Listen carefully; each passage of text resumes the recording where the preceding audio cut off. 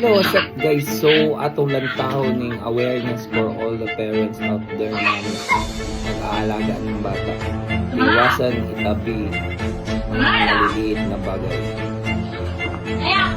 Okay? As you can see, ito here. Ang bata oh. Huwag na nakabantay yan.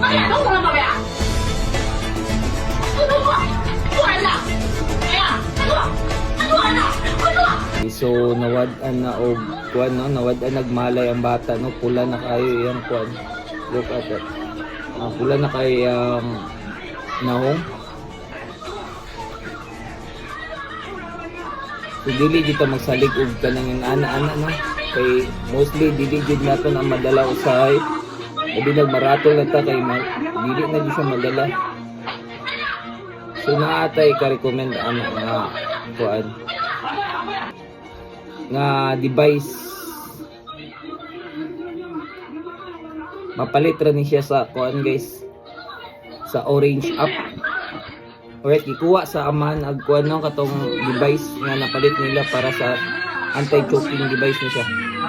Pero pag push niya tumunan siya. Ako pakita ninyo ni nga device guys.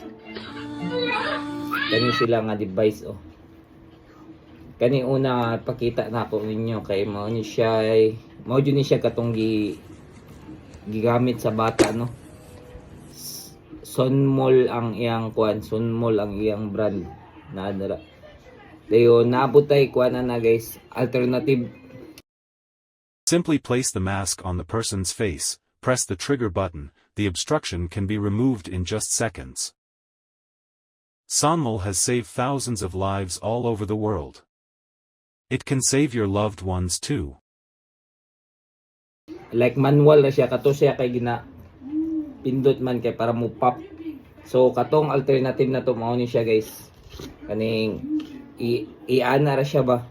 Mas barato ni siya. Like mga kuan 10 times nga mas barato kaysa atong gigamit sa bata. Pero if na may kwarta mas maayo kadto yung gamiton. Alright. Thank you for watching.